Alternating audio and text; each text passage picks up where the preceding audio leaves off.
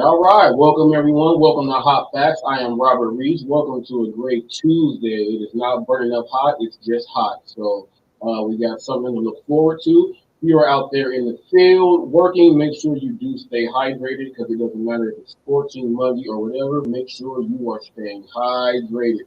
What's up to everybody out there? Today we have a good one. You see the title up there. We got some really great stuff. We got to talk about some stuff. So first of all, I don't know what's going on with. We have this lineup here. We have pastors, clergy. Okay, so you're gonna see clergy, a pastor that was robbed in the middle of his sermon. We're gonna figure out was that staged or was that real, and if it was real, what did he do to make someone do that? Okay. There was also a pastor who was killed in her driveway. Okay, in her driveway. Okay. Then on top of that, we're gonna go about that. Then this next one we have, which happened here in L.A. Just last night. We have clergy, a pastor who shot his son-in-law, who is a L.A. sheriff's deputy. So the whole community is, they're like, what?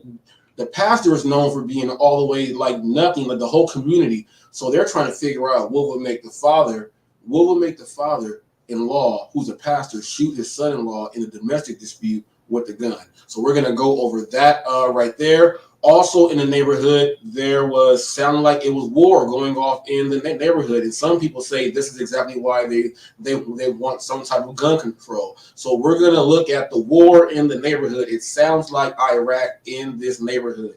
It sounds so bad. We're gonna watch that video there. Also, Mr. Bet on You backed out. Mr. Bet on You backed out, but we are still gonna have that thing going on. Okay. I got one more. Do I got? Is there one more I want to do? Oh yeah. And the last one here is what I want to do is okay. So we all know that when you're dealing with the gig economy, you're dealing with the deliveries for whatever it may be.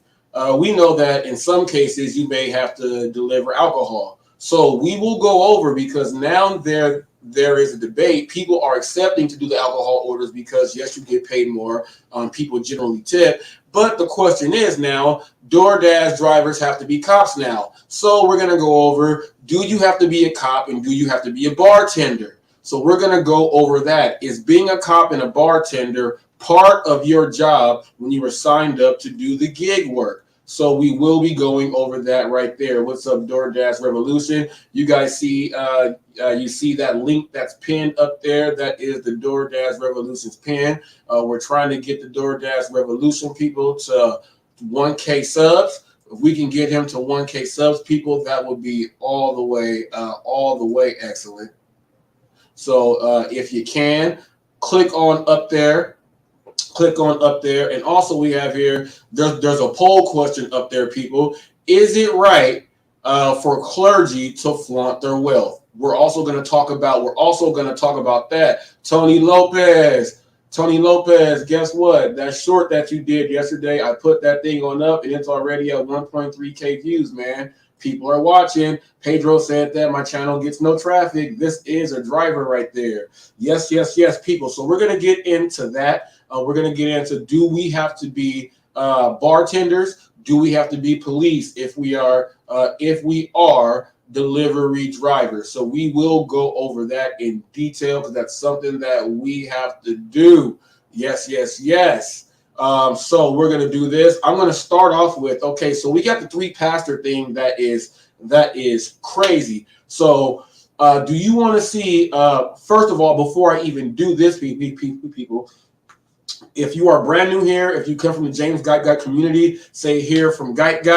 I'll go ahead and add that wrench to you right there. Go ahead and do that. And right there, hold on, Tony Lopez, I'm going to add you as a moderator right now. Bam. If you're here from Guide, say here from Guide. I'll add that blue wrench on you. Go ahead like that, and I'll still incorporate the sharing your link and doing all that stuff. We got a great interview going on tomorrow with the Sunfish King, the premier fisherman in the game. This dude is great. He catches everything, and I will be asking him questions to help everybody else out there who likes to go fishing. If you like or love everything that I say, if you hate some of the things that I say and you still say, man, I respect that, make sure you go ahead and give some of these. Hit that thumbs up button, click that thing, like, share, people, share this live. Let people know that we got some real good news going on right here. Share it with a friend, let them know, people, let them know. Yeah, buddy. And also, I got to talk about, well, I'll get to that in just a little bit. I put up a video today. People, I did not go out and do my regular deliveries this morning. What I did go out and do is do some outreach with the businesses that I pick up from in the relationships that I have built. So I went in there with my business cards and went and set them on up. And then other places that I did not have a relationship with, I went into random businesses and spoke it up with them. I have a few that we're going to be in talks. And I was able to leave them with the card, whoever was in charge of marketing and promotions.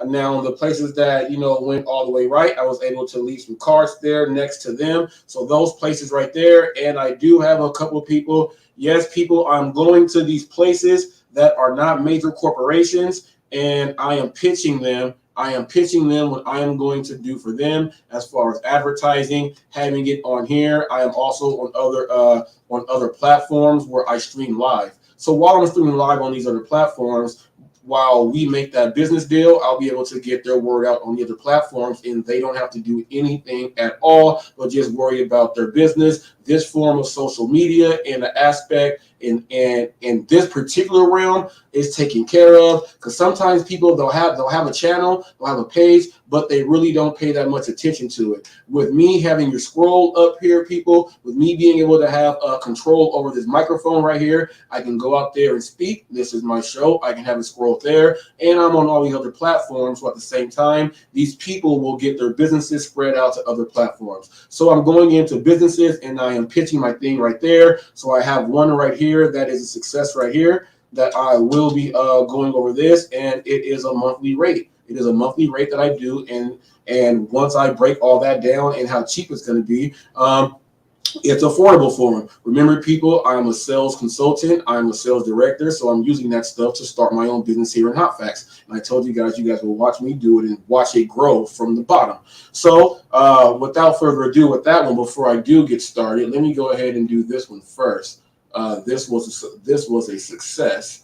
Let me go ahead and scroll down here. And I go past this place all the time. I just want to go in there and pitch myself to them this time. So people, you see up there Furniture Helpers. So you're looking for the best furniture at the best prices. Head over and mention HotFacts with Robert Reese. People, that's at 12235 Heacock Street, Suite A, Moreno Valley, California, 92557. Monday through Friday, 10 a.m. to 7 p.m., 951-601-3505. People, you can go in there, sit down. Everything is handmade, handcrafted, hand everything. When you go in there, it feels so good, and you can go ahead and make sure that make sure you talk to Shirley, and when you do go in there, make sure that you let her know that HotFacts with Robert Reese sent you in. Make sure you let her know that HotFacts with Robert Reese sent you in. And also the place where my wife goes in and gets her nails done. I went ahead and did my pitch in there this time, but not as the husband do.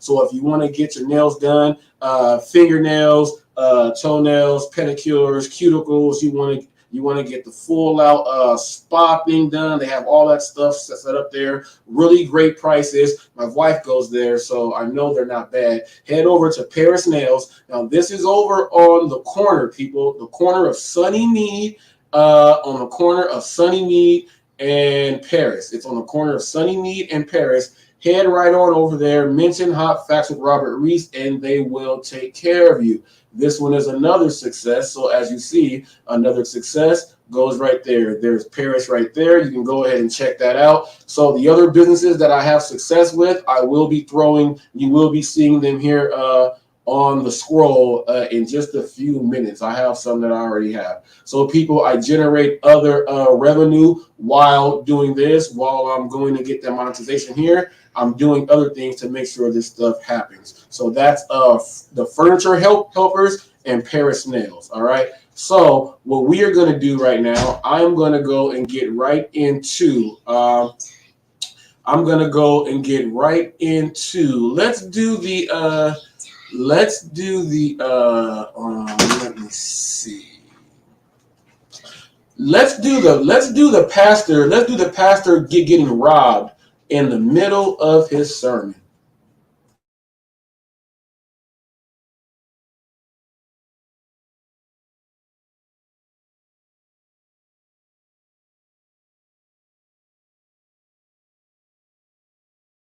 How many of you have lost your faith because you saw somebody else die what you about to go through? Yo. All right.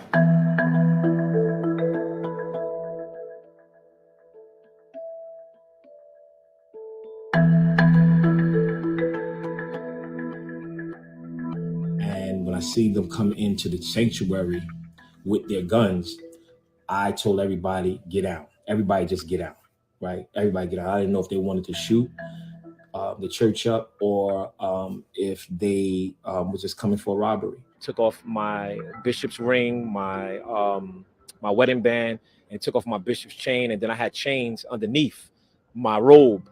And he started tapping my neck to see if anything else. So that means they knew. They watched and they knew that I have other jewelry.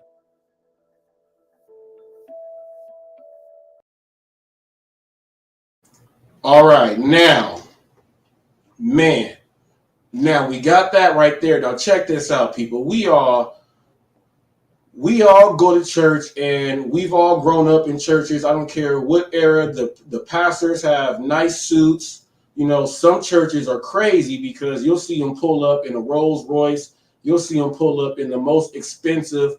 You'll see them pull up in the most expensive BMW. You'll see him looking like MC Hammer out there. And this pastor is one of the ones that decks himself out like that. Now, he got robbed during the middle of a sermon.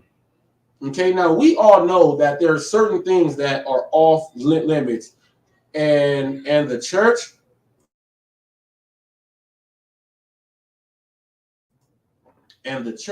is one of those things that first of all, there's no fighting, there's no shooting, there's no violence in the church, there's no any of that stuff. So to have someone go in there brazen enough to like rob the pastor, and he just walked up there. If you saw that, he just walked up there, and the pastor didn't even say, "Hey, whoa." He was like, "Yo," and he just got instantly down.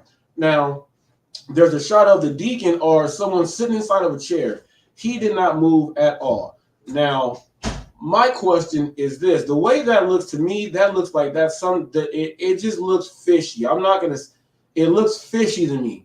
Okay, because I'm telling you this, people, my family, clergy, churches, they have security.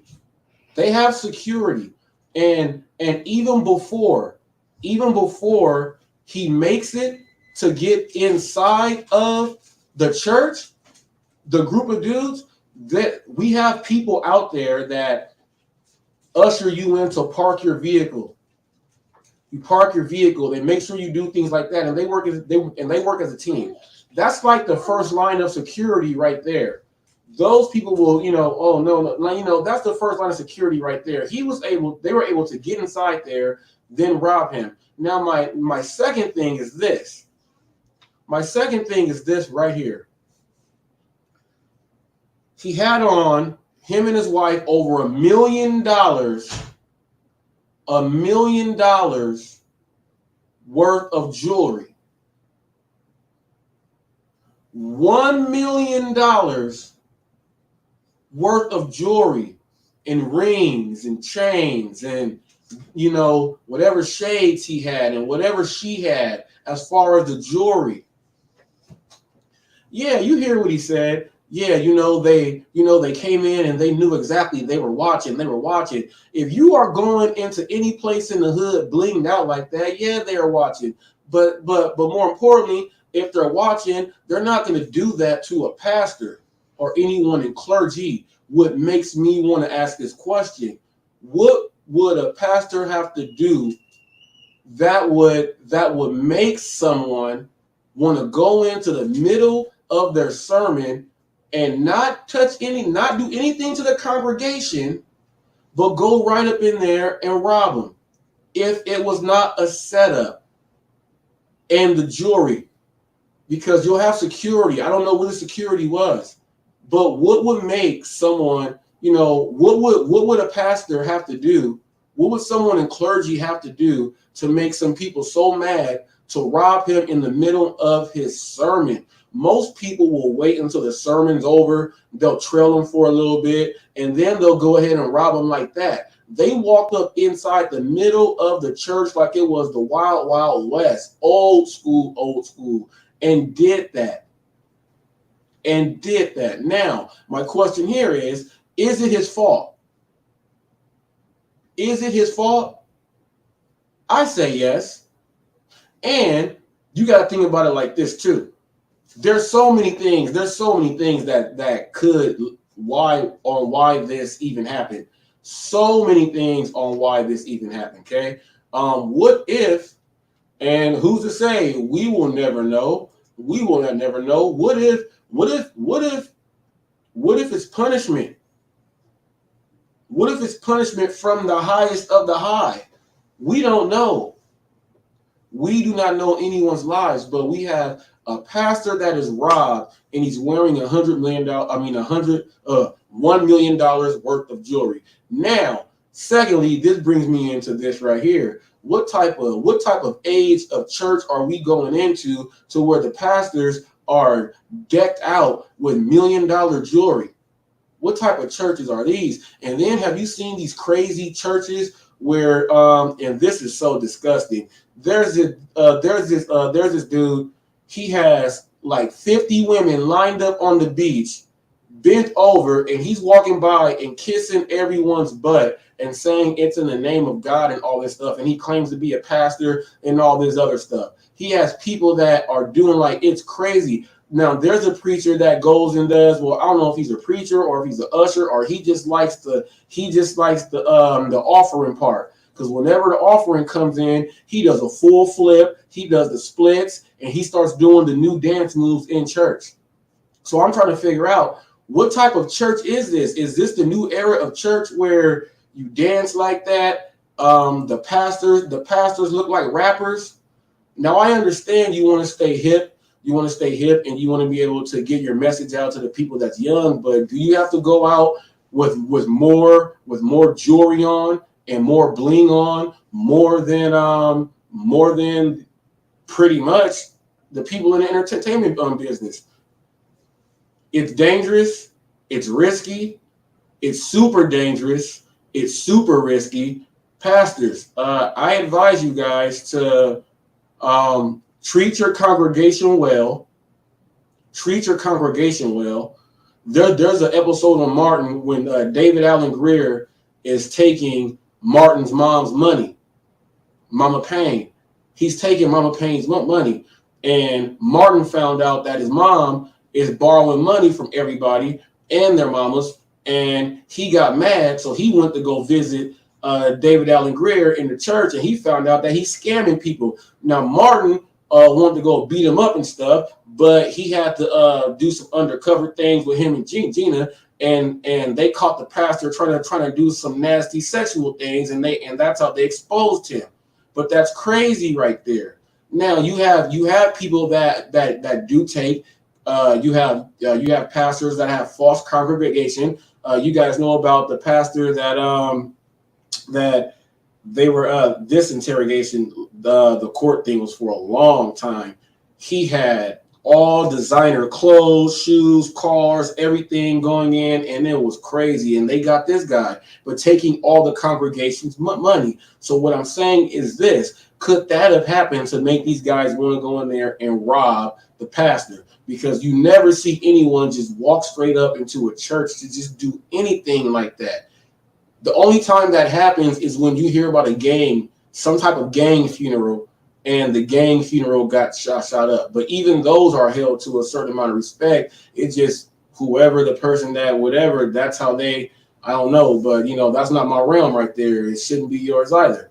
But to go up into a church and do that, first of all, some people say, I'm saying it's disrespectful because it's a place of God. But you will get people saying that church is not a building. Church is in the heart, and it's what you put out there. So some people say, they could have felt like that, and it wasn't disrespectful for them. They were going in there just to pull off a hit and get a lick.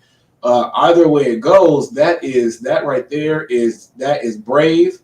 That is crazy. And I guarantee this church is going to have to get some security.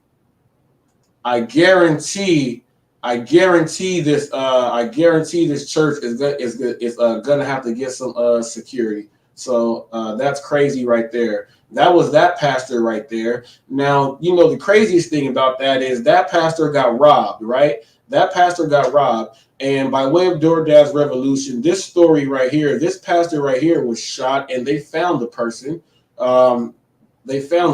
Check this out. I'll go ahead and put this up.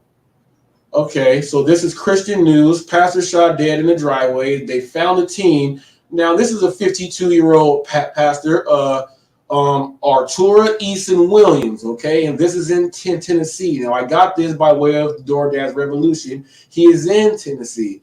Now, this is crazy. The first pastor got robbed in church.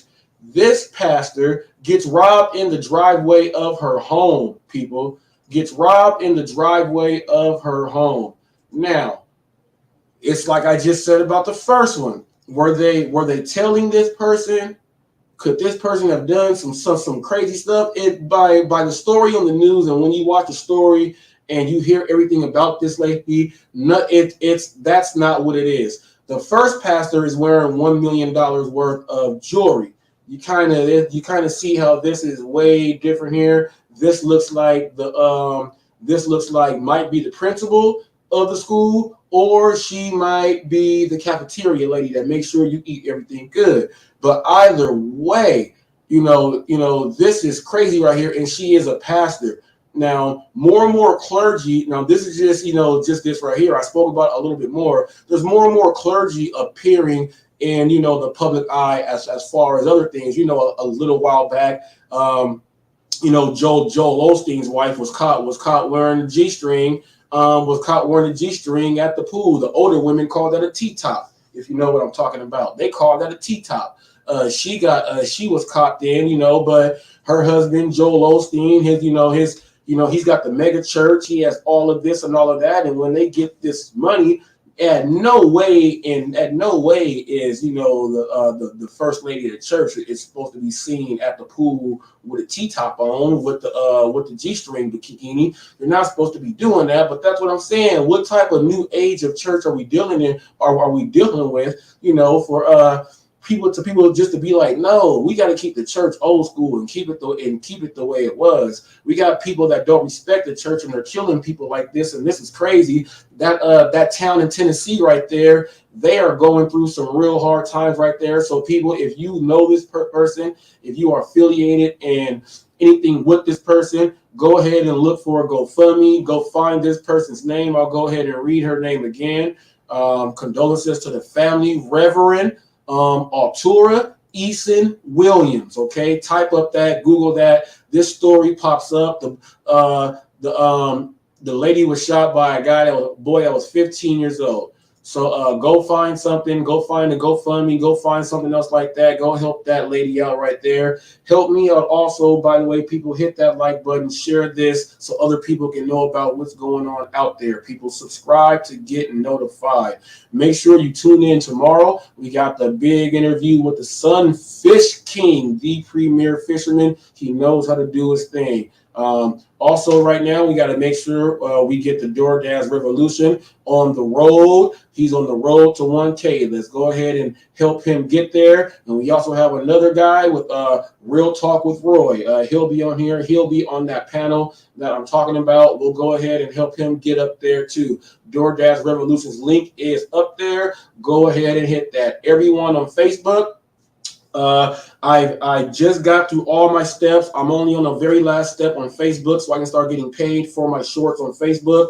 I didn't really realize it, but when I looked at the thing, I'm just about there. And now I have a video over there that is doing ridiculous. Every time I look up, it's 3,000 more on it. So next month, the paper on Facebook for what it says for my reels that are going up, the same ones that are here from Hot Facts, people, the same ones from here that are Hot Facts. They send it to me, and it's $1,800 or something is what the bonus is going to be if I hit what they said. So my same reels that do here, I'm throwing them there, and that is going there. So I will be able to pull in some more revenue by way of Facebook and the Hot Facts. So thank everyone on Facebook who's checking out. And Facebook lets you know, it lets me know that I'm getting more and more followers from my reels. So thank you to everyone there on Facebook. Also, I got something from Instagram with, they're tied in with the Facebook. It's something very similar. So I'm on the road there for Instagram also. And I'm doing this because of DoorDash Tips Van. DoorDash Tips Van, people, he gets paid on each and every single one of these, and he shows them. He goes live on Instagram and all these other ones separately on the other phones, and he's making money on all of these other ones. And I said, you know what? I didn't even know about all that and how all that works. He broke down the reels. He told me to start doing the reels there and start doing them here, and I'm doing that. And they're sending me the thing that because I'm active the way it is, they're sending me the stuff to get up in there, and I am just about there. So thanks to everyone on Facebook. Thank you to everyone on Instagram. Always thank you to everyone here on YouTube. Okay, thank you to everyone that watches on Twitch. Thank you for everyone that streams in from the DoorDash Revolution. This is the Hot Facts brand, and all the way over there on What's Good Woog's channel also. And if you guys would also like to know, if you type up Massachusetts Online News, I did not know, but when I go and do shows like this, every now and then they go and do articles on them. It's called Massachusetts Online News. I didn't even know it. It's in Massachusetts. So there you go right there. Went ahead and did that. Now we're going to get into this next one. We went over the pastor getting robbed. We went over the pastor getting shot while they robbed her. Now we're going to get into this right here, people. This is one that we're going to talk about. We have a police sheriff who gets shot by his father-in-law, who is a pastor, and it was over a domestic dispute. Shot apparently by a family member. Eyewitness News reporter Jory Rand live. We have breaking news at 11, an explosion of violence in a Harbor City neighborhood. We've learned off-duty LA County Sheriff's deputy was shot apparently by a family member. Eyewitness News reporter Jory Rand live in Harbor City, where the Sheriff's Department just held a news conference. Jory?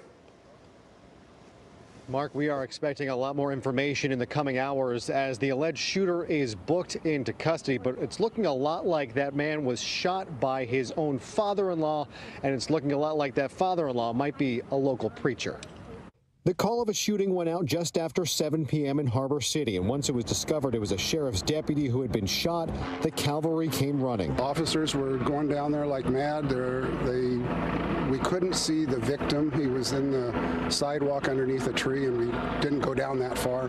Any law enforcement officer in the area came to help, including one FBI agent working nearby. The LAPD says the deputy was shot in the upper body, but is now in stable condition tonight at the hospital. Tom Houston has lived here for 22 years. He says he heard a car speed by just moments before the shooting. We heard a car coming around the corner. We're on the corner house, and heard the car come around, and it was like a racetrack. And so I ran outside to see what was going on, and some neighbors down the street were waving at me to tell me to come hurry down there. And they said somebody just got shot down at the end of the block. There was a bunch of people around them. Kids were screaming because the kids are younger, much younger, and they were just screaming a lot. Eyewitness News has learned the deputy was allegedly shot by his own father-in-law in what police are calling a family dispute. Neighbors say that father-in-law is a pastor at a local church. He's a very, very nice guy. He walks the neighborhood all the time and exercises a lot. And he's very friendly. So it's very unusual. This is tragic. As I said, this is a family dispute. So we are here at the scene. We're fortunate that no one was killed tonight, although we do have a serious injury. And we'll be working with the sheriff's department to make sure that they're aware of what our investigation, where it's going, and what we have.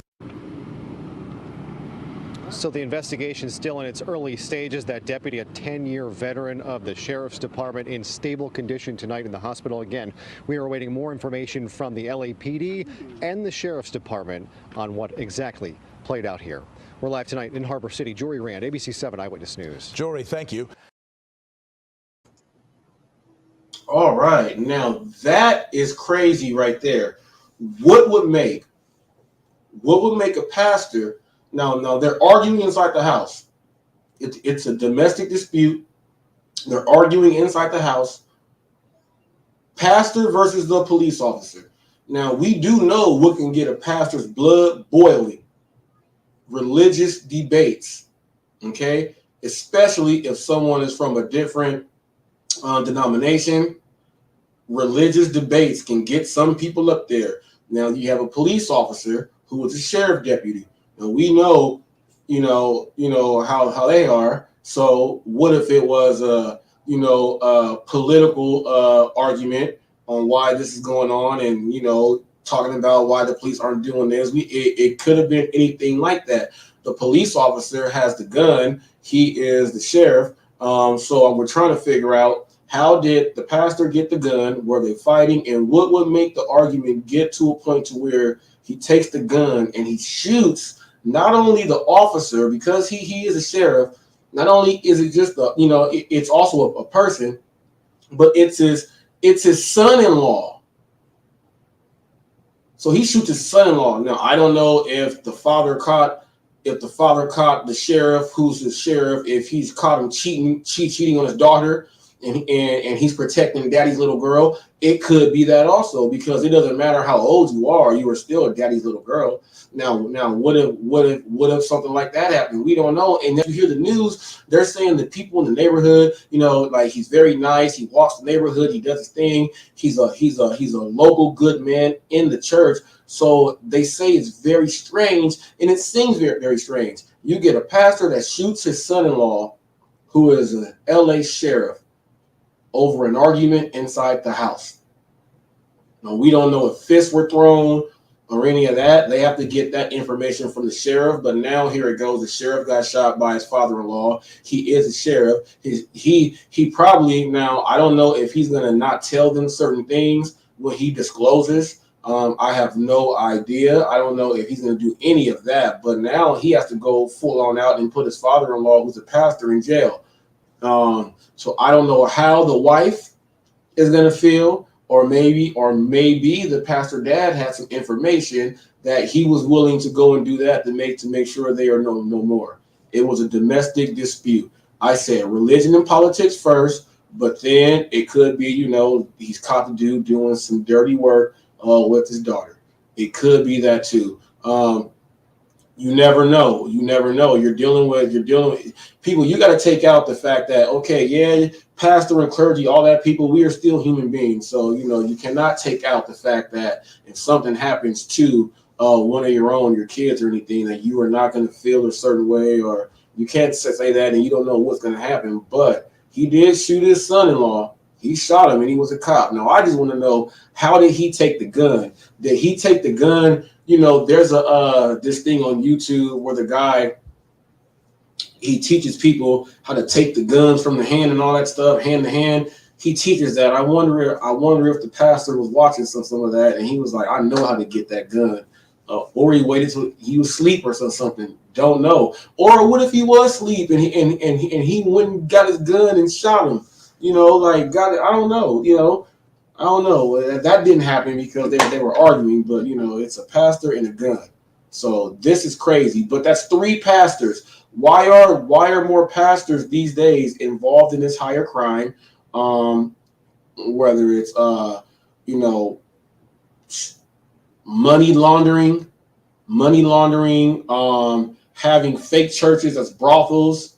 You'll even go in some places. You'll even go in some places where you'll see that some of these churches, and that's why, like, we have the FBI people and they run profiles. You have some of these churches that are really using these buildings to go and take little boys and take little girls and do a whole bunch of stupid things to them, and that's just not right. That's just not right. But that's 3 pastors right there. And we're going to get into this. This is a neighborhood. This neighborhood sounds like Iraq.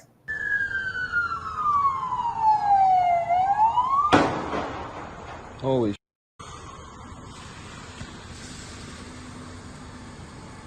Oh, good, you're recording. Oh, you're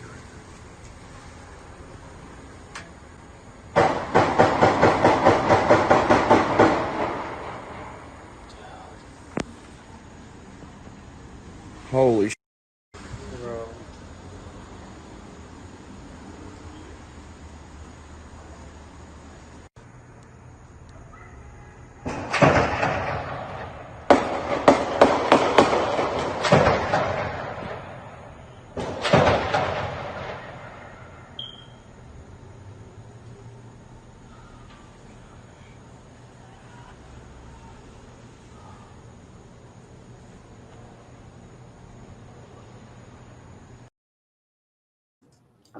Now, it looks like that's a big, large field that's over there in that video, right? You saw the police trying to figure out. The police thought it was inside those apartments. Now, this is why people are talking about no gun control, no gun control. Well, this is why, like, we don't, all right, we understand no gun control, and we understand that for people who are regular citizens who understand how to operate the damn thing, right? Okay. We got people that go and shoot people, like Las Vegas shooting. We got people like that. All these shootings that just happened. We have a bunch of people that do stupid things like that. Then I showed the kid who's driving in the car and he's filming himself on YouTube and on Facebook and things. And he says, I'm doing drive-by practice. And he's filming himself going shoot. We got idiots like that. We have idiots like that. That's why they want gun control. As long as we have idiots like that, people, they're going to put a control in that people are not going to like, because we have idiots like that. And we got these people. Don't know how many it is, but why do you want your neighborhood sounding like Iraq? You know how many people were scared? What if a grandma had a heart attack? Out of nowhere, you hear, boom, boom, rock, rock, rock. You hear all of that stuff going on? Or are you just out there with your boys in the field just letting off rounds? You don't even know where those rounds are going. You don't even know where those rounds are going. That's why they want gun control. And we get a lot of people saying, it's not the guns, it's the people behind the guns. We gotta, we gotta kind of, it's both. It's not one or the other, it's both. You got an idiot with the gun. That's both. That's both. Now, who knows what these dudes were practicing for? That is the scary part. What were they practicing for? They're about to go hit a big lick, or they're about to go to war with somebody. Because it's apparent that this neighborhood and that community, they have never witnessed anything like that over there. That's why if you hear in the video, he says, good, you're recording. That doesn't happen there. So was that a statement? Or, I haven't heard on the news about a murder after this yet. Don't know. The police looked like they were looking. What if that was filmed and that was a murder and police can't find, and the body is just in a house that no one, is just going to rot. No one knows. But that's crazy. That's why they want gun control. That's why they want gun control, people. That's why. We have idiots out there. We have some good old, honest, good old American people, good old, honest people that know how to Do it right. Nothing wrong with you guys. But it's just like me in this gig world, people. I have a group of people that do the job right and know how. Then we got a group that complains and trashes, and they complain about all this other stuff. They make the people like me look bad because I'm doing it the right way. I'm carrying my license the right way. They signed up to do it the wrong way and to be lazy. It's the same thing. You got gun owners who know how to do it right. They know all the laws in the back of their hand in any state they travel to that allows them. They know everything. They know every single thing. They know everything. They handle it right. People that have a hunting license know what you can and cannot do. They know. They know not to shoot from the road. But then when you watch Northwood's Law and Lone Star, Texas, I watch these shows all the time. You watch people that, and then they go and track. They're like, oh, it was shot from here, looks like this, and they can surrounding properties, and then they know how to figure it out. People are like, oh, I see a deer. Oh, I see a bird. I got to get it now. I got to get it now. And they set up these decoy little birds and animals in spots so that they know someone's going to do it. But people don't go and do it, though. But they know that you're going to have people that are going to do it. They would rather catch them in the act than catch them later after that bullet goes and flies in somebody's house and kills them. You got idiots all over the place. We got a bunch in the gig economy. We got a bunch. And 90% of them don't even have the highest levels to access everything, And we got a lot of them that make us look bad. You got pastors. We're talking about these pastors. This dude's wearing $1 million worth of jewelry, him and his wife. My dad and my mom, that's pastor and wife. They're not. My dad got his suit on, his shoes. You know what I'm saying? You look right. You know if you're about to get dressed to go someplace when you're wearing your suit and stuff, you go look right. But you're not gonna see my dad with 5 rings on each hand. He's got a Don Juan cane. You don't see you don't even see any chain. My dad got the white patch right here. He got the white patch. My dad got the white patch. And the shoes look good. He got the white patch. Don't do any of that. Now, I'll tell you what would not have happened at our family church. Like I said, the people outside that's ushering the people to a park and stuff. Now, we got people that are being introduced to church and they're trying to bring them out this hood and stuff. Now, at our church in LA, I'll tell you this. What's up, Sunfish King? Go ahead and drop that link, boy. Go ahead and drop that link in there. Interview with the Sunfish King tomorrow, people. We got a great one. It's going to be a great interview. This man has great energy. I watch his stuff. He's got it, man. We got wife, we got family, and knows how to incorporate everything and shoot, film, and fish and get that in. We got some questions that will be going down like that. Now, I will tell you that at our church in LA, it's in a very, very high gang zone there. But the churches there don't have any problems because the gangs have respect for the churches. This is why that this is so crazy that this happened in New York. Yep, he says getting ready for my own live stream, so can't stay. I gotta go. Email you, bud. I've been way too busy. Thank you, man. Thank you. Look at that fish right there, people. It is going down tomorrow. Pedro, that's for you. You say I get no traction. I get them in, boy. But I'll tell you this, the churches there are respected, the gang members, because that's where their funerals and stuff are going to be, like, not in, at some of the churches there, and they have security there. Now, you'll get some people that have gotten out of jail. They're at a halfway house, which is a halfway house across the street from the church, but there's a halfway house. Some of these people, they have to go to church, they have to go to these programs and things like that. So here's how it works in LA. While these people have to go through these programs in the halfway house to go to church and all these other things, they use those guys as the guys on the outside to help usher you park.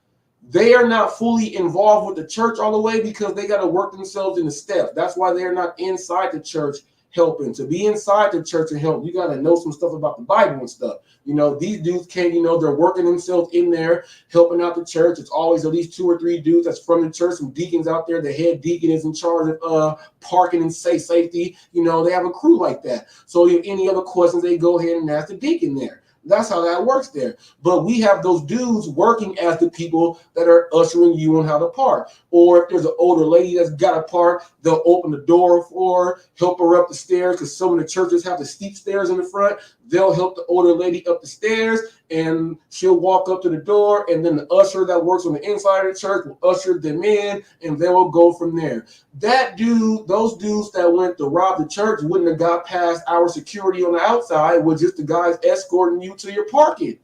That's what I'm saying. I don't know how that pastor got robbed. That's how it works out here. That's how it works out here. You know what I mean? But that's crazy. War in the neighborhood. People, we got idiots. Gun control. People don't want it. I say yes. We need gun control. And they say, what type of gun control do you mean? Everyone can have a gun. Yes, I believe everyone can have a gun. Yes. But I do think that some more. I think once you acquire a gun, I think that you should be retested on everything. I think like every 6 months you should be retested. I think every 6 months you should be retested, or watch a re-video. How we have to do when you I have my papers, but as when you go and get other certifications, you have to get other certifications. So like my NASM certified, my nutrition one, I have to get continuing education units to make sure that my license is still active. I have to go and do a course, watch something, and pass a test for continuing education units. I think that people who own a gun, you should have continuing education units way sooner than someone that is just there helping you eat and eat right. I think it should be the other way around. It shouldn't be like that. So I think they should have a continuing education gun thing that happens. I think what they should do. They need to hire how you have a vendor, a sales vendor in this territory, or all of these 7-Elevens or all of this stuff right here. What they need to do is have one guy in charge of his area, and then he has teams, and whoever is registered with a gun there, they just do a random knock on your door. And they ask to see where your gun is located. If it's in the right spot. If it's not, they'll give you some type of warning or something else like that. And if you don't pass their inspection, they'll take your gun away. Until you can pass a test to have them go back out. And then, once you pass the test, they give you your own license back, and then you can go ahead and continue to have that gun. I think if they did that, more people would be more people would handle guns a whole lot more better. If there's a random list and you randomly get picked so that they go to your house and check where your gun is, lockbox, and all of that stuff. If they did that, a lot of people will not be going out doing these crazy things. They will not. But we do know that we have the dark world. We got the black market. We have gangs. We have black gangs, white gangs, Mexican gangs, Italian gangs, Cambodian gangs. We got Asian gangs. We got Russian gangs. We got a gang in every single race. There's a gang that does some stuff. So we do know that the underworld is still going to be death and gun violence. What I'm saying is they need to just go ahead and do something like that just to make everyone, be more aware. When you have a gun, don't ease up and don't lax. You want to be always straight up forward and stiff. Always. Now, we are going to right now. Now, this is the part, everyone that knows I am from the gig economy also. So let me give you my rap sheet. Let me give you what I have done and what I'm doing right now. So apps that I have used as the delivery driver. Okay. Instacart. Okay. I've used Instacart. I used to do DoorDash. Instacart, DoorDash. I was on WAG. WAG is the dog walking and dog care. I was on WAG. I am on Best Deliveries. Best Deliveries is in our LA, Long Beach, and San Diego area. I drive Uber Eats and see Postmates. I've done rideshare with Lyft, rideshare with Uber. Rideshare with Uber. And at one point, I was signed up with Hire Car.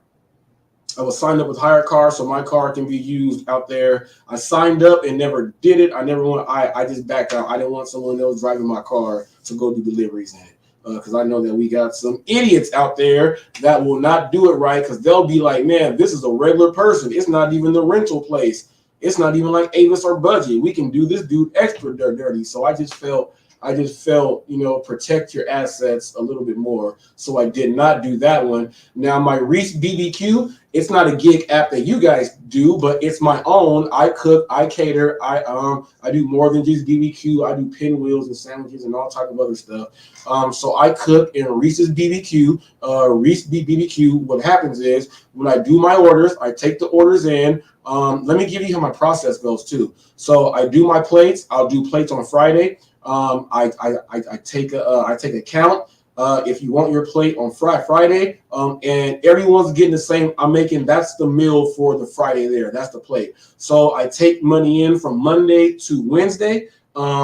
Monday to Wednesday, I take the money in. The money goes in because everything is portioned off for the portions. It goes in there. That buys all the ingredients. That does all that stuff. I go do all that, do all the food prep for those days to get it right, like to marinate my meat for like 2 days to make sure it's right. Do that. I cook, make all the plates, throw them inside my big Bertha utility main. I put everyone's address in my own GPS, and I go deliver all of my catering food to everybody else out there like that. I do that myself too. Now people are like, man, you do a lot. Yeah, so I do my catering when I'm gonna have my catering orders. Every day I do the Uber Eats, the Uber Eats, the Walmart Spark, the Postmates, or any gig app that I do like that. I do that every day. Now I have clients that are on my nutrition plans. My nutrition plans are set for you can do it one. You can do it 1, 2, 3, or 4 months. So I have some people that are on 72 days, some people that are on 24 days, and I have some people that'll just they just want to do a quick cleanse. So I give them that. Now the person that goes 24 days, they have to, if they still want to go more, then they re-up there. People that do the 72-day, they go through the full 72-day process of what it is. They go from there, and if they are still stuck, they repurchase that, and then they do it again. But I don't have to physically go out there and do any of that. I can do all my consultations via internet like this, or I meet people, at a local park, or sometimes I go to their home. I see what they're eating. I take out the bad stuff that they shouldn't have, throw it away. I do that stuff too. But I do everything that I do is on appointment. When I do that, it's on appointment. Outside of that, I sit down at this desk, do all of that. When I do all my advertising, people, as far as my filming, all of that is done on my phone. Whenever I walk, I have it there, so I do that there. So I have figured out how I can get everything done, and then I have a full 7 hours throughout the day where I'm not working at all. When you can figure that out, you are your own boss. You know what you're doing. You're a real independent contractor then.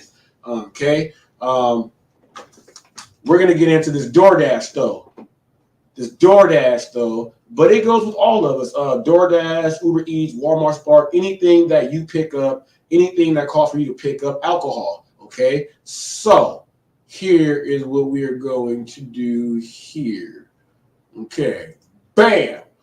Should delivery drivers be bartenders? Now, before I read this article, I will let you know this. I act like I'm a bartender anyway when I'm showing up.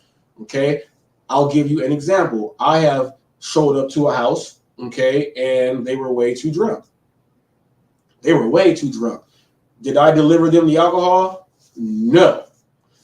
Everyone was way too drunk. Now, there was a time when the guy that ordered was passed out drunk and no one knew that he ordered alcohol because he was in the room asleep. So they took the alcohol, and then I watched them put it in the garage, and they put it up and closed it up. That's different, okay? That's different. You see people all the way smashed, you don't give it to them. Someone comes to the door, their ID is expired, I'm not giving it to you. I am not giving it to you at all. Now, someone else can show their ID if you don't have yours. That's all the way fine. But there are things that we cannot do. You do not give people more alcohol if they are jacked up, because we already know what can happen when someone is way too smashed. They can go out there and kill someone. Now, DoorDash Rick says, no, I will never deliver alcohol. Yeah, see, and some people don't want to deliver alcohol. Now, Mushi Moo does not deliver alcohol. When he gets one and he doesn't know the alcohol's there, he freaks out like crazy. But yeah, some people don't do it just because of this. Now, when I do that and I know what's going to happen and I got to take the alcohol or I tell them no, I drive it back and I get paid more for driving back. But here's where the danger is. Here's where that comes in. If someone is too intoxicated and you do not give them the alcohol because they are way too smashed, they may try to fight you. Because they are already in drunk mode. That can happen. So some people just say, I don't care, and give it to them. So is that right or wrong? So that's why, are you a cop and should you be a bartender? Let's go ahead and share this right here. Let me go ahead and bring this. Let me go ahead and do this.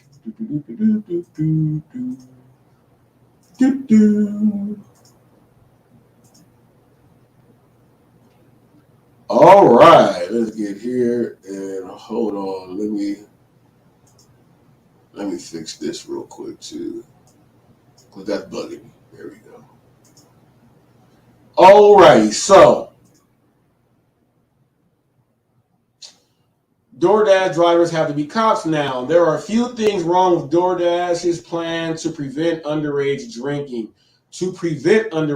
Now, we do know fake ID, so if you guys are hip to the street, you guys should know what they look like and all that stuff, but we still got to scan them. At least on Uber Eats, we have to scan them. They scan in, it brings up everything, and on Walmart Spark, it does that too.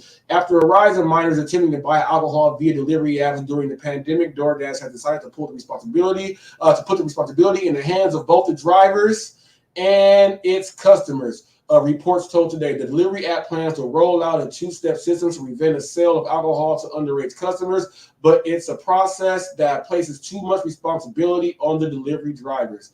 I just act like I'm a bartender anyway. So let's see. DoorDash's new two-step verification for alcohol says DoorDash two-step verification for alcohol sales will require customers to upload images of the front and back side of their IDs to the app.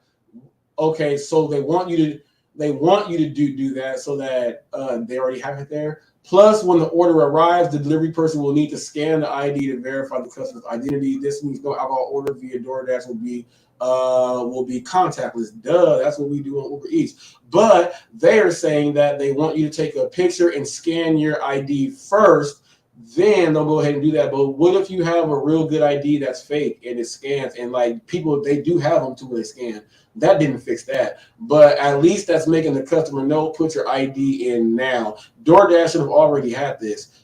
Says related stories. Why we're going to do this? It says the new ID checking system has already been tested in Dallas, Detroit, Miami, Phoenix, Portland, Oregon, Seattle, North Virginia, setting aside the obvious data grab involved with thousands of customers providing their identity directly to DoorDash. Okay, there's another issue with how DoorDash wants to prevent underage drinking. DoorDashers are not bartenders. Let's check this out. The new DoorDash safeguard requires that and people, while I'm talking about this, it talked about the new DoorDash safeguard. Okay, if you guys want to know the DoorDash revolution, head over there and he will absolutely help you get into the DoorDash transcripts on how you should know about accepting orders and all that other stuff. He can help you out there. So this is another part of DoorDash's book right here. Let me see. This says, yes, had to do this for cough medicine for Walgreens delivery. I have to scan the customer's ID, but not mine. Yes. Walgreens, I get those too. So get back up in here. It says, Okay, the new DoorDash safeguards require that the driver check for signs of intoxication in the customer. We already do that. That's obvious. You should do that anyway. You should do that anyway if you are delivering alcohol. That should just be like second nature. You should always check for that.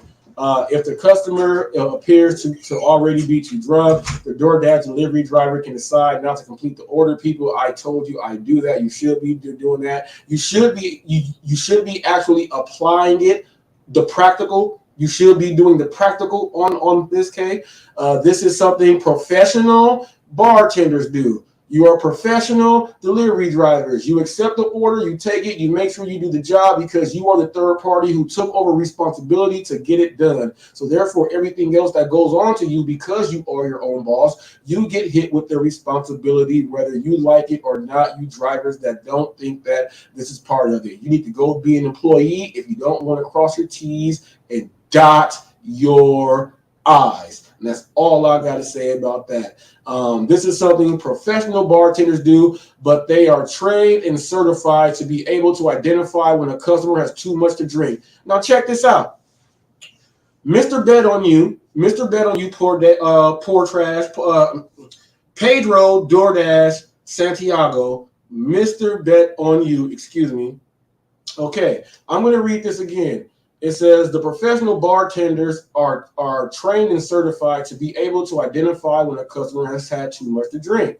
Okay, so the reason why he backed out of this panel that we are not doing is because he's upset because he says he has a family member that might be a dwarf, might be a midget, might be a little person, and there's about 150 more names that could be. Because people, I come from a medical background to where I have to be able to know what disorder this is, how to work with it, the symptoms of the person, what to look for, different disorders, different populations, different everything. So when I saw a person that had some of the features, not all the features, but kind of looked and was not, I was tempted to want to ask because professional, trained, and certified to be able to identify. That's what I was doing, and that's why I put the video up to let you guys into my thoughts on why I did that. I'm glad this came up on a completely separate subject, but that's exactly why I put it up, because I am trained. When I look at people, I'm looking at people differently sometimes. If I see you walk different, I'm looking to really see what's going on. That's what I do. So I saw that and put it up. And if he still can't get that, he's a moron. Because this is talking about DoorDash, and this is what he does. And it's talking about if you're a professional and you are trained and certified to be able to identify.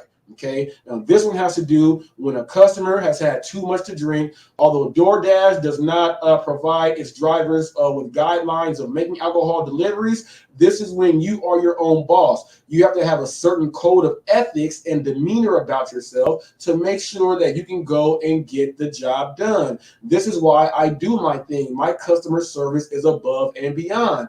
It is business. Even though DoorDash does not provide, I don't need these apps to provide me with my service and know exactly what to do. I go out there and do that myself. Even though DoorDash does not provide its driver with guidelines for making alcohol deliveries, it also emphasizes that the delivery driver, not DoorDash, could be held liable for delivering alcohol to a minor or a person who was already intoxicated. Yeah, because when you sign the contract, people, to have DoorDash as your client, any deal that they have signed to, you are signing saying that you are taking responsibility, which means all of the everything that goes into the first one, you are just subcontracted. And now they're making sure that you follow those same guidelines that they have to follow. But now it's out of their hands. Since you signed the contract to have them as a client, you are taking responsibility as your own business, as your own boss, to take their responsibility.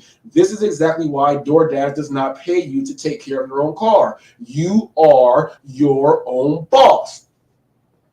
That's why, okay? That's why. So you can't get mad if they're already drunk. You are supposed to be able to stop, identify, and watch and listen to make that educated decision as an educated business owner, business entrepreneur, doing business as. sole proprietor. I can keep going. This is how you got to handle yourself. And they're doing this, putting more emphasis on drivers, people. That's why they have. Now, check this out.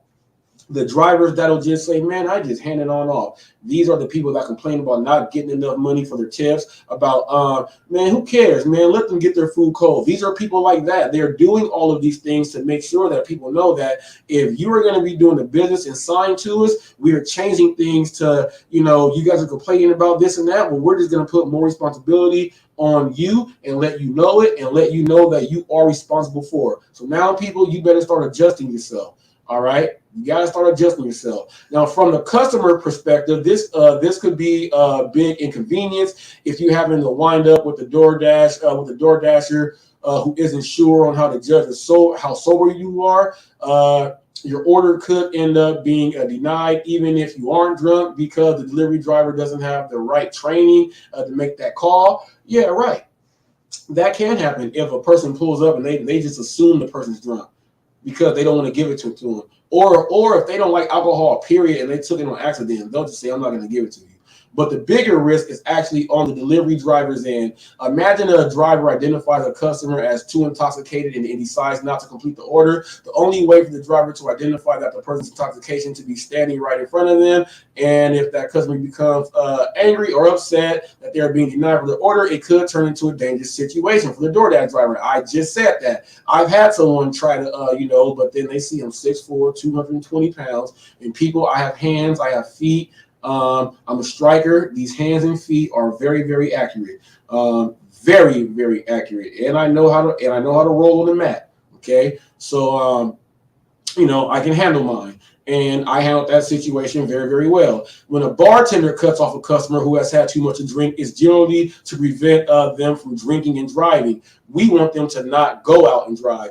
When people order alcohol through delivery apps, it's usually to the comfort for their own home, so they don't have to get behind the wheel. Asking delivery drivers to make assumptions about a customer that they'll have a 10-second interaction with feels like DoorDash passing the potential blame onto its driver. It's not passing it on. You're taking the responsibility. Workers who, once they decide to not complete a transaction, will most likely get stiffed out of a tip. Well, that's part of the game. That's part of the game. That's another reason why people don't do alcohol deliveries, because they can do that. They can do that. It says also the police are ordering alcohol on DoorDash and checking to see if you do what you were supposed to do. If not, you will get charged for providing alcohol to a minor. That is a very great one, people. Ooh, that is a great one. Ghost, good one on that one. And he said, I have a North Carolina driver's license. For me to deliver alcohol, I have to take state exam with the ABC of North Carolina. Dang, that's what I'm talking about. That's what I'm talking about right there. That's crazy. That's to see, people. But this is what I tell people. In America, you can have a legitimate business as long as someone signs a contract. That's a legally binding contract right there. You are a third-party worker. All they're doing is getting you to sign a contract. Now, if the state put in here in California that delivery drivers have to go do the ABC test, that would be out of DoorDash's response. Them, like, we would have to do that for them then to allow us to go ahead and drive. You know what I mean? What's up? What's up? Real Talk with Roy. All right, Real Talk with Roy. I'm about to do this for you, Roy. I'm bringing over my James Geitness here. I got the DoorDash Revolution up there. Roy, we got the panel. We're going to set this date for like next week. It's going to be a good one, Roy. We got a good amount of us on there. Let me see. What is this? All right, Roy. Why does Roy not have a wrench? Okay, now let me do this. I thought he had a wrench. Oh, you know what? I don't know. That's weird. But that might have been while Roy kept asking, man, is my stuff going up? No, somebody might have been taking them down. Now I see what Roy was saying. Don't do that again, whoever did that. Please don't do that again. Respect that rule right there. Don't take Roy down. Don't take Roy down. Roy is that's my dog right there.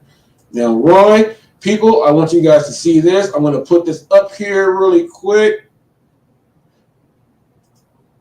This is Real Talk with Roy. People there, go ahead. I'm going to pin this. Oh, I got to replace the other pin. I'm going to end this poll too.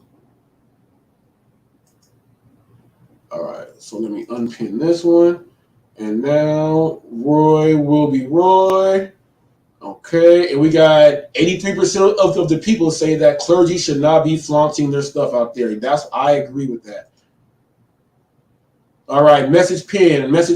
People, Real Talk with Roy is a good one. We have some great discussions. We go back and forth, and Roy has accepted to be on the panel also. So I'll give you guys a rundown. Okay, myself. Okay. So, and when we do the panel, people, and we're all on the screen, I'm going to introduce everyone, what they do as far as business owners, because most people just know you guys and everyone else as far as the gig and stuff like that. But I'm going to let you know why some of these people think the way I do, because they're actual real business owners. Okay, they're real business owners. So you see there, Real Talk with Roy. His link is up there pinned. Roy is also on the road to 1K. People, help him get to 1K. He keeps it real, and you're going to see how he keeps it real when we are on this panel. Glad to have you aboard, bro. So we got Real Talk with Roy. We got the DoorDash Revolution. We got Ghost 77 right here, okay? Ghost 77 right here. We got Dashing with the Passion. She does not have a page. She has a YouTube channel, but not one that does like this.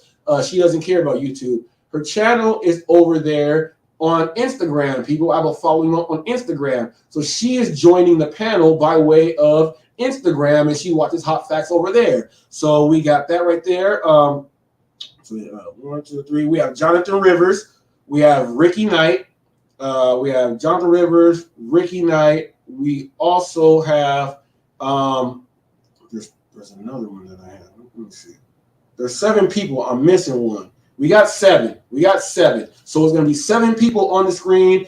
I'll be asking questions, and we're going to go over business ethics, what you should do, questions like this, the bartender part. We're going to be going over stuff like this. We're going to be going over tipping. We're going to be going over some other stuff. Then I'm going to be asking regular life questions out there too. I'm going to bring these people who are coming on into a little piece of my world too on what I like to do. I'm going to be asking you questions like the stuff that I go over here too. I'll throw in maybe 2 or 3 questions like that. We'll go into it. We'll have people from the audience go ahead, ask questions, and then there's going to be a way for their question to directly go up, and the panel will have to answer the question, all of us, for what the viewer is putting up. So all this stuff is already planned. We got it going. It's going to be a great one. Let me get back to this DoorDash and bartender thing. See, yeah.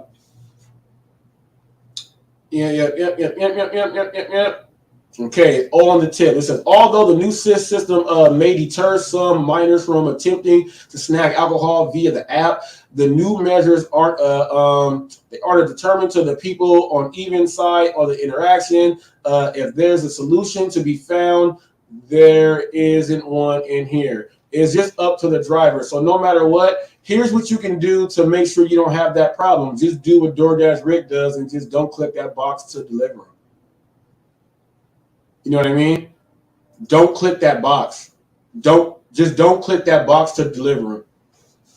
I want to give a shout out right now. James got in that community over there. Make sure you guys, if you want to share, you want to grow, you want to get yourself to reach a certain thing, you can head over there. But I am doing the same thing here. I go over there and participate. But while I am doing my live, same exact thing. I got my people. Roy's link will be constantly shared at the top. We're going to try to get Roy to 1,000 subs. The DoorDash Revolution. His actual link will be posted up. Anyone that comes in here and does the right thing, their link will be posted up. If you come from Guide, and you say Guide, you let me know. And once you say the code word slap yourself, your link is posted up there because this is what they do over there constantly. That people check your chat channel out. If they like it, they'll subscribe. If not, they'll go. But at least you're getting in front of more and more people. And all these people, 95% of these people, I won't say 95, 90% of all these people, they go live every single day or at least 4 to 5 times a week. So they do come and show support to your live and they share your live. Once again, we want to make sure that we do keep those rules in effect. Make sure you do a lot of these. Hit that thumb, hit that like, subscribe to get notified, share this live stream. We go over a lot of great stuff on this live, and make sure that you do not miss out. You don't want to be the person standing up there in the corner and we are moving. We are all moving. So went over Pedro backing out. Went over all of that stuff. Yeah, I covered the Facebook, my monetization, getting paid for my reels on Facebook. I'm like right there, and it's going good because this video that I got going on there now, it's killing the game ridiculously. All those videos at the skate park the other day, and this is what I mean, people. All those videos at the skate park the other day. You know what? I'm gonna go and show this right now. All righty, okay. So this is what I mean. People put up videos, right? And your main goal when you're putting up videos, you want to make sure that you're getting subscribers from the videos. It's sales, right? A video, you want to count to how many closes, how many sales am I getting out there when you put a video out there. And some people say, yeah, your videos aren't getting the traction like they know. I get a lot of shorts and my lives do good and all the other videos do their thing. But that's not the important part. It's how many people subscribe on those videos that you say aren't getting the traction. So if the videos are not getting as many viewers as you would like and they're getting subscribers on them, then that means the impact and the message felt inside that meeting made them subscribe. And that's all that matters. So I'm going to show you guys this. Let me show you guys this. Let's share this screen. I share my screen a lot with my subscribers, people. I share my screen a lot. I ain't got nothing to hide. Nothing to hide. Okay, so I don't want the top videos. I just want to see. Uploads.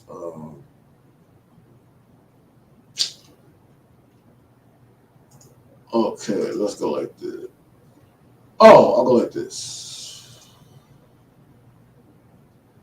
All right, so this video right here, it hasn't been 48. It hasn't been for this one. What is this one doing? Hot Facts Live.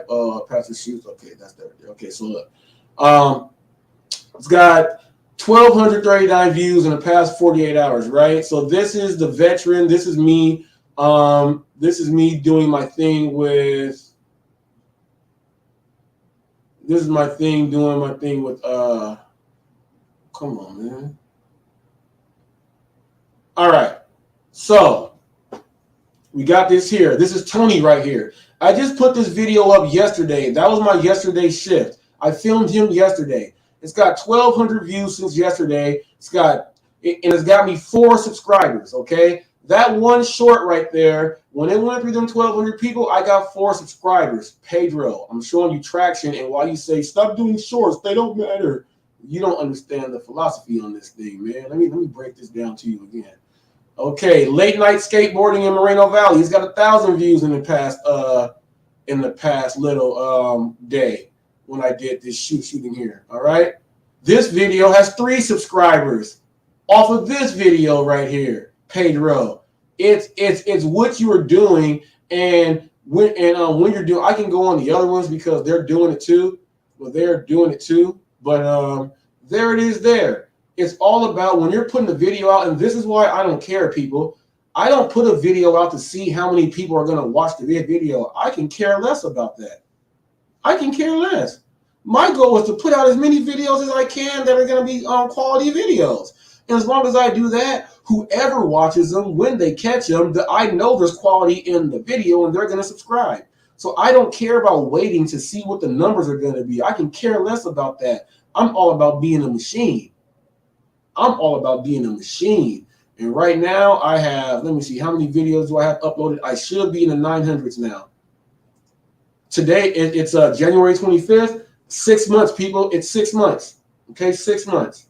We are at 6 months now. Let me see. How many videos do I have? Your channel. Let me see. It doesn't show it on this one. Let me see. Does it show over here? Oh, right here. About. This show over here? No. This shows it on my cell phone. Last time I checked, it was like at 902 uploads. It might be at like 903, but that's 903 uploads in 6 months. So I don't care about anyone watching the video. So for all you who want to know my strategy, I don't care. And by me not caring, it's got almost 700,000 people that's watched.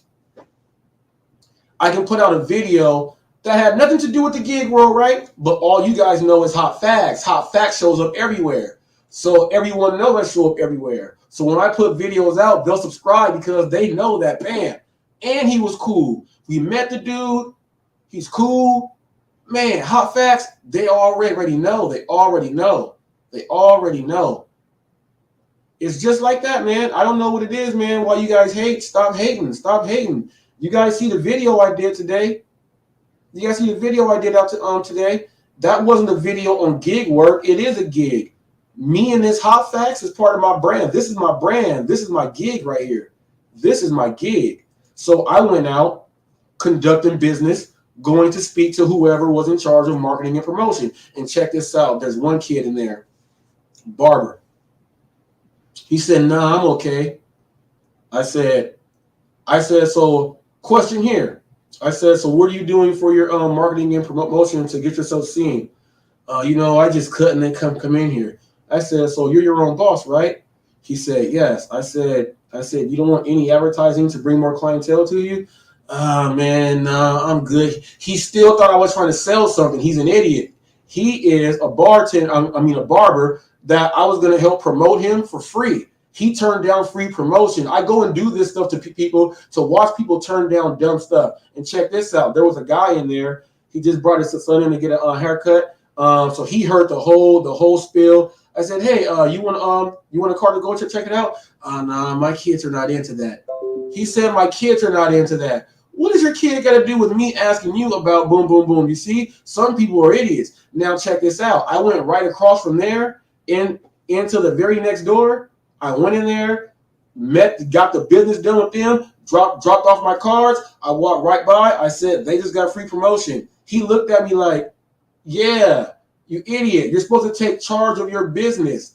You are your own boss. Now, we got a person that has a barber's license that makes him his own boss. But see, he works in somebody else's barber shop. He pays rent, but he thinks that he's loyal to that shop and that's where he works. No. You are contracting inside that shop. You pay a booth fee inside that shop. You are your own boss. Now, when your customers come in, they got to abide by the rules of the shop, but you are still your own boss. But he doesn't feel like that because he's probably had jobs to where he was an employee. And since he works for someone else in someone else's shop, he still thinks he's an employee. It was kind of like he needed permission from the owner to do that. And we got a lot of people like that driving on these gig apps who have that same mentality. It don't work like that.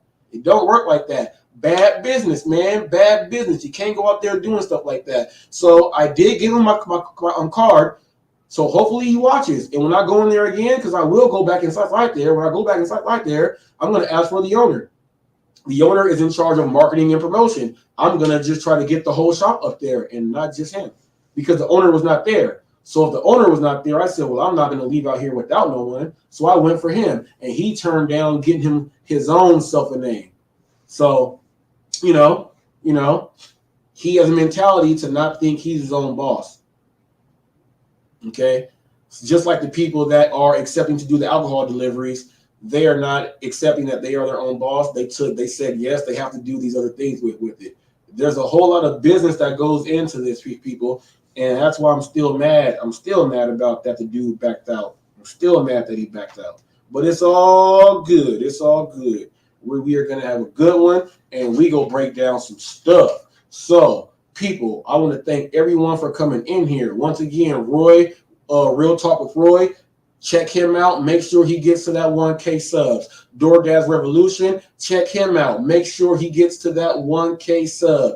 You know, people, I got people that I like on here. I like people that I support, and I like what they do. Show them some support. Please show them some support. They need it. I need it. We all need it. We are all in this game together. So without further ado, people, you know we got to get down and get to the next paper.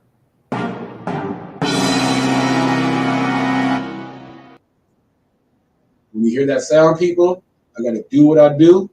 I'm going to sign out like Chuck Woolery in 2 and 2.